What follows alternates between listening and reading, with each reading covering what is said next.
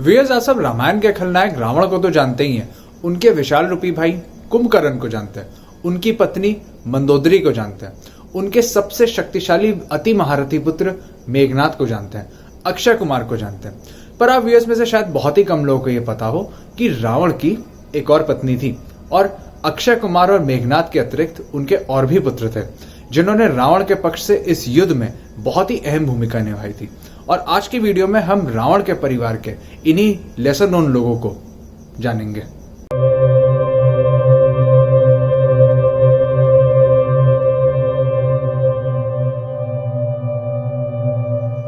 तो इस वीडियो का आरंभ करते हैं रावण की दूसरी पत्नी धन्यमालिनी से, जो उनकी पटरानी मंदोदरी की छोटी बहन और फेमस असुर आर्किटेक्ट मायासुर की दूसरी बेटी थी। उनके स्वभाव के बारे में यदि कहा जाए तो वो एक बहुत ही अच्छे स्वभाव की स्त्री थी जो रावण की एक्टिविटी से एकदम भी प्रसन्न नहीं रहा करती थी। किंतु इन सब के उपरांत भी उन्होंने सदैव अपने पति को उचित सुझाव और धर्म अधर्म का अंतर समझाया। यहाँ तक कि अपनी बहन की भांति उन्होंने भी रावण को यह समझाया कि सीता को लौटा देने में ही लंका की भलाई है।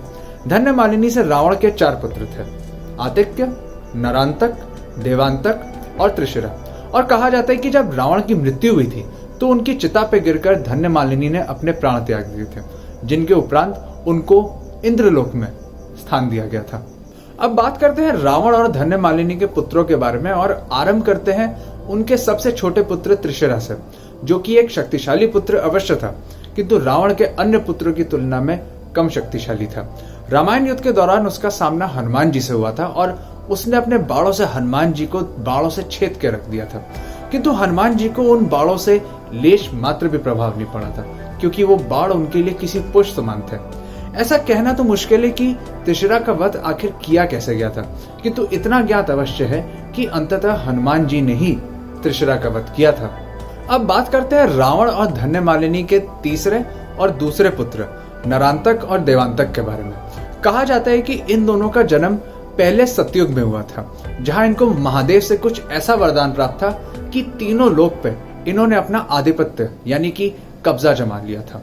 और गणेश पुराण के अनुसार इन दोनों का वध श्री गणेश ने किया था, जहां उन्होंने अपनी अष्ट सिद्धि का प्रयोग करके अपने एक दांत से नरांतक और देवांतक का वध किया था। सतयुग के उपरांत इन दोनों का पुनर्जन्म त्रेता युग में रावण के पुत्रों के रूप में हुआ था, जहां नरांतक का वध बाली के पुत्र अंगद ने किया था और देवांतक का वध हनुमान जी ने अपने एक मुक्के से किया था।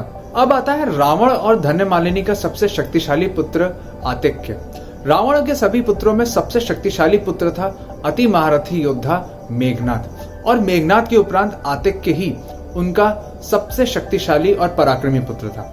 आप व्यूअर्स में से जो अति महारथी योद्धाओं के बारे में नहीं जानते हैं, प्लीज आई बटन पर क्लिक करके आप मेरा ये वीडियो 6:19 ऑनवर्ड्स देख सकते हैं। तो हुआ ऐसा ये था कि महादेव को आतिक्य ने बहुत ही अधिक क्रोधित कर दिया था और महादेव ने क्रोध में आकर अपना त्रिशूल आतिक्य पे चला दिया था। आई रिपीट, महादेव ने अपना त्रिशूल आतिक्य पे चला दिया था। वो त्रिशूल जिसको पूरे ब्रह्मांड में केवल नारायण, ब्रह्मदेव, लक्ष्मी, पार्वती, सरस्वती के अतिरिक्त और कोई भी नहीं रोक सकता, वो आतिक्य पे चला दिया था। और आतिक्य ने उस त्रिशूल को मिड एयर पकड़ लिया था और उस त्रिशूल को पकड़ने के उपरांत जब आतिक्य धरती पे उतरा तो उसने महादेव को प्रणाम किया और महादेव आतिक्य की वीरता और शक्ति से इतने अधिक प्रसन्न हुए, उन्होंने उसको धनुर्विद्या में निपुणता और दिव्यास्त्रों का वरदान दिया।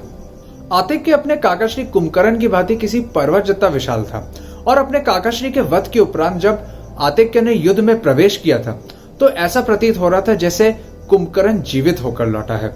कई करोड़ों वानरों का वध करने के उपरांत उसने युद्ध में प्रवेश किया था और युद्ध में प्रवेश करते ही उसने पहले ही घोषणा कर दी थी कि वो किसी भी साधारण योद्धा से युद्ध बिल्कुल भी नहीं करना चाहता है, केवल राम और लक्ष्मण के अतिरिक्त।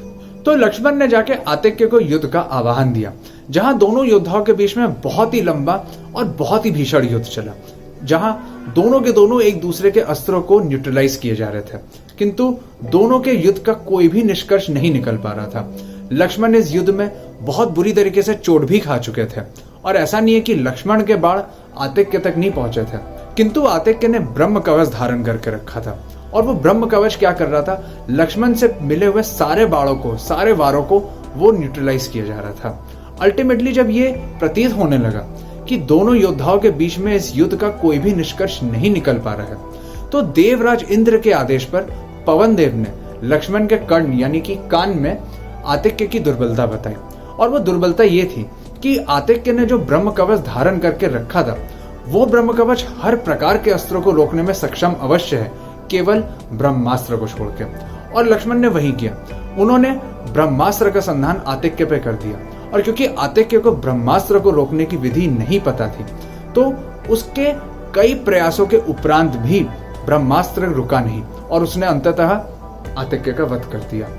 आप व्यूअर्स में से जिनको रावण के ये लेसर नोन फैमिली मेंबर्स के बारे में नहीं पता था और इस वीडियो के माध्यम से आप सबको पता चला है, प्लीज कमेंट सेक्शन में अपने अपने व्यूज मुझे जरूर दीजिएगा कि आपको आज का ये मेरा वीडियो कैसा लगा। सो व्यूअर्स, आज के वीडियो में बस इतना ही। आई होप आप सबको मेरा ये वीडियो पसंद आया हो। आप सबका बहुत बहुत धन्यवाद मेरा ये वीडियो देखने के लिए। आज का वीडियो अगर आपको पसंद आया हो तो प्लीज इसे लाइक करिए, इसे अपने दोस्तों से शेयर करिए। और अगर आप हमारे चैनल पर नए हैं तो प्लीज बिना कोई टाइम वेस्ट किए वीडियो को ज्यादा शेयर करिए, चैनल को सब्सक्राइब करिए, बेल आइकन दबाइए और कोई भी नोटिफिकेशन को प्लीज मत मिस करिएगा। Stay tuned for my next video and जय हिंद आप सभी को।